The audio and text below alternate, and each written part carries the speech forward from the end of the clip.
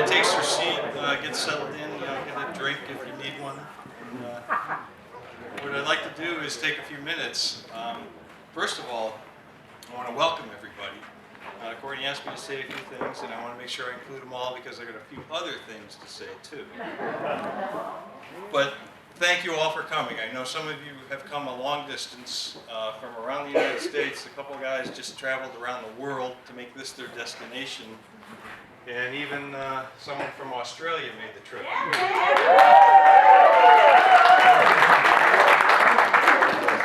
So again, thank you. This has been a special day, as we all saw, and I'm glad we were here.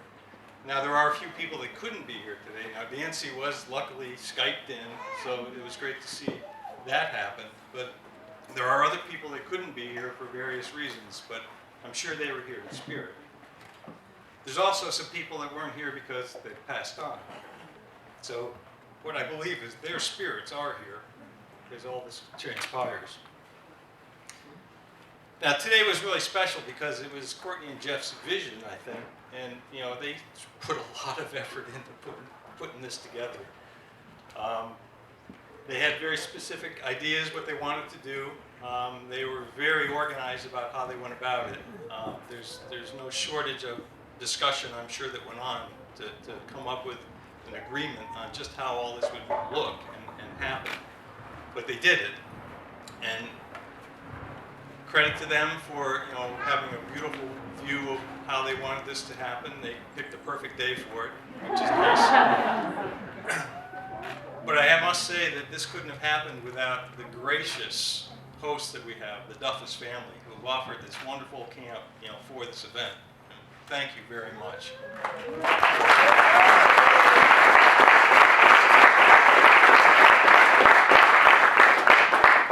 But even beyond that, to try and pull something like this off with just a few people, the amount of work that went into it was amazing. I know Sarah and her friend Dan have been instrumental in a lot of the work that went to organizing the camp and getting things in place. People pitched in from all over. It was just amazing to watch the guys from the crew team and their friends, just whatever needed to be done. I think all those years working as a team and crew is going to carry them on through life, because something needed to be done, all of a sudden there's 10 guys right on it. Hey, there's water on the court. No problem. Boom. Let me dig a trench. Let me get a rag and start bailing. Whatever it took. It's amazing to watch, and it's a credit to see how willing they were to pitch in and do whatever was necessary. And thank you very much for all your help. Now, I've known Courtney for a long time. And as most of you know, she is an only child. Now, that wasn't by design, or that wasn't our plan, but that's the way it was. So growing up, obviously I recognized my role as her father, but I also wanted to be sure that I had kind of a hand in that sibling experience as she was growing up. So we did a lot of things together. I played games with her. She put things in my hair. We had fun. She humored me. I think I entertained her.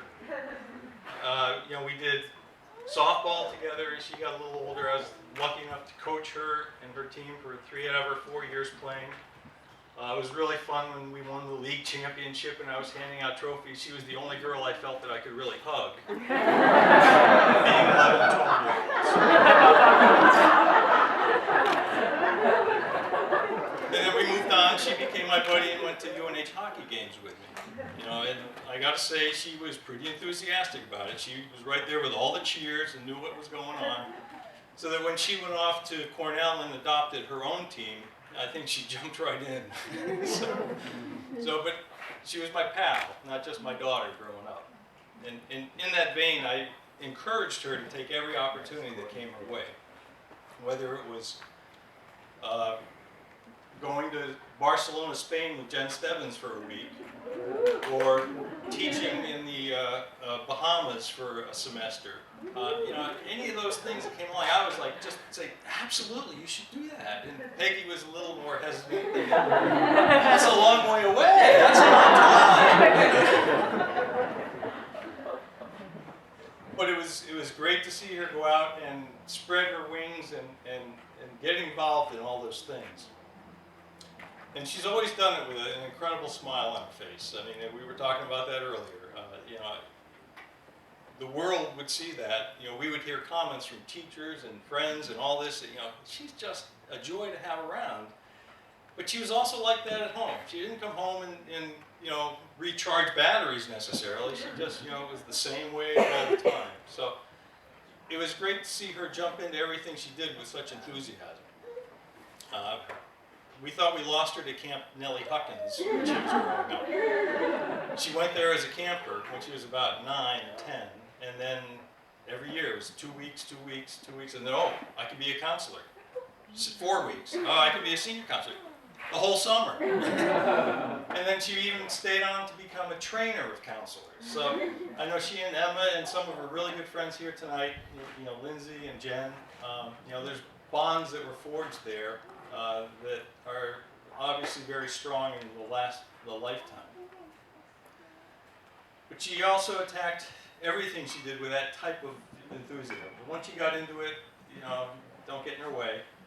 You know, she's going for all the gusto, all the joy that she can suck out of it, she was going to do. Because I think everything she did, she made the effort that made the reward that much sweeter. In high school, she was involved in, like, 3 sports, you know, running, cross-country skiing, many clubs, activities. I remember one story she came home with. She said she was sitting around with a bunch of her friends, a bunch of the guys that, you know, were kind of like, she was part of their group because she was dating one of the guys in the group.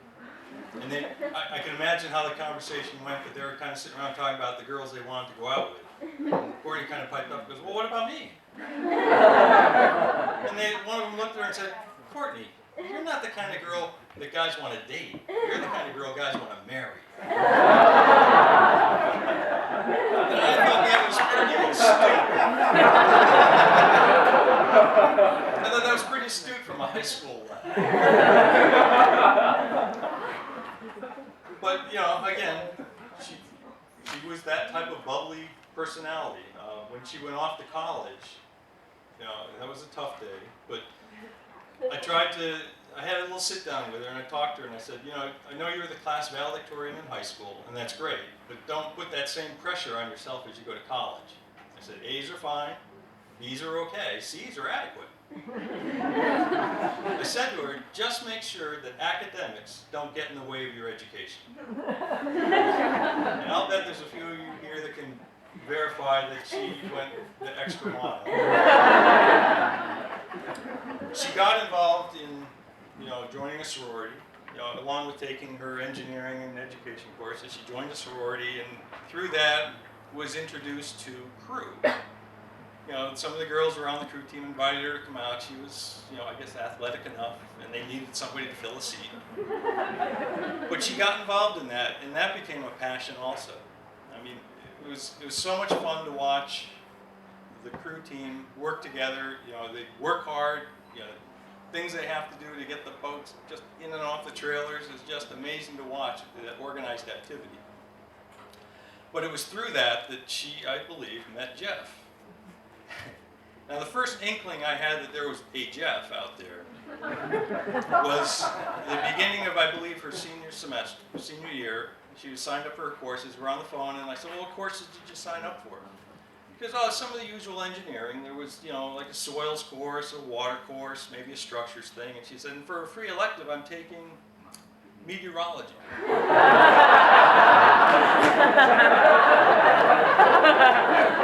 I said, what? What's prompting that? She goes, oh, I thought it would be kind of interesting. You know, it's kind of an interesting course to have some, you know, some information on. Oh, okay. I hung up the phone. I said, there's more to this story. I'm thinking there's some poor guy out there who doesn't know what he's in for.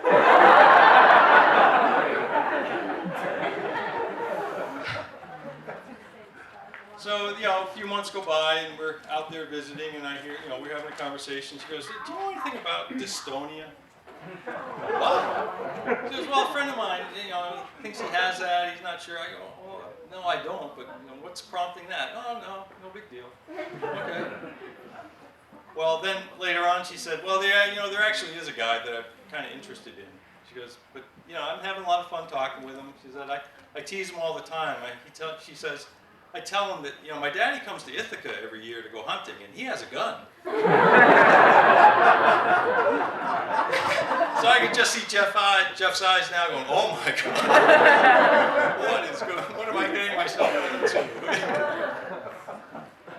So we got to actually meet Jeff for the first time at Courtney's graduation.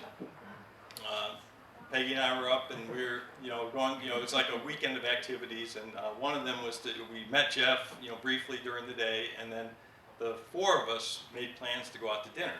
And the way it worked out, it was easiest for Peggy and I to pick Jeff up at the Knoll.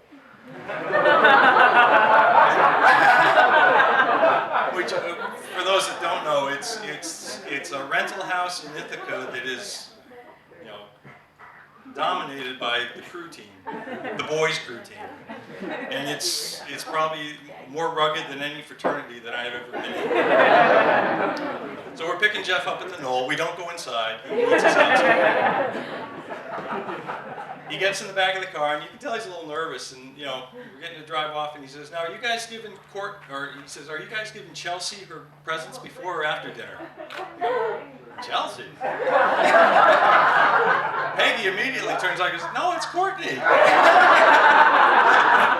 I'm there laughing, thinking, this guy is so nervous. He must be really interested in Courtney. Russia.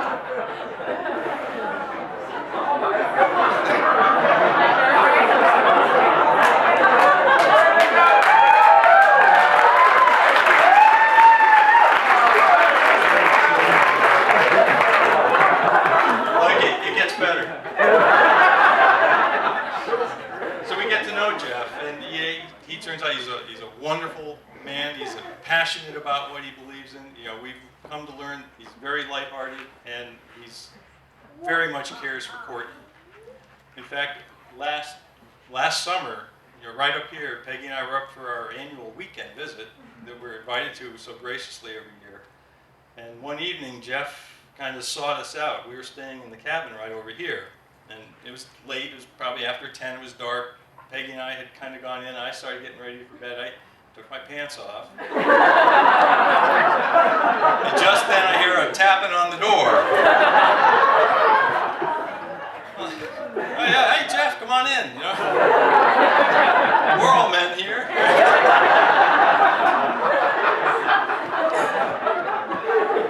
So Jeff nervously starts talking about whatever excuse he came over for. I don't know. I don't even remember what it was. But then he says, honestly, seriously, I want to ask you a question. And I'm thinking, oh, great, here I am. He's caught me with my pants down. Well, literally, but not figuratively. Because we kind of suspected this was in the works. But he did. He came and he asked Peggy and I for our blessing, which we were so quick to give. He probably had second thoughts.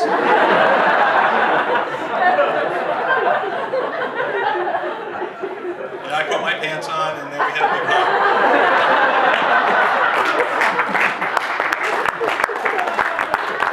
And we kept the secret for at least 2 months before he got everything else in order.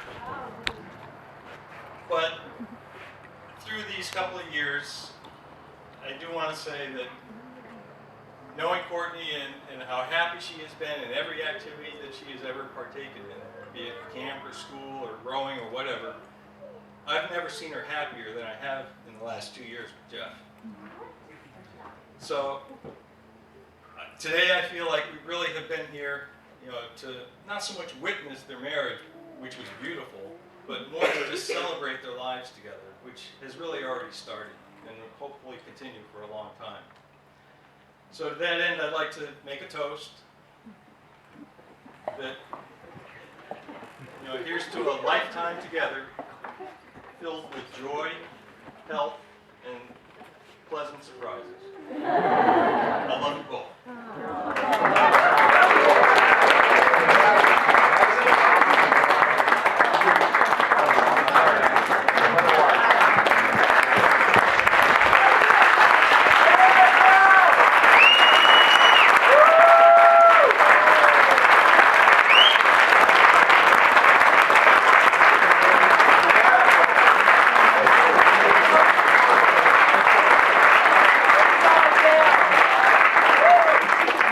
Okay, I guess the buffet is ready, so bride and groom, you may go first.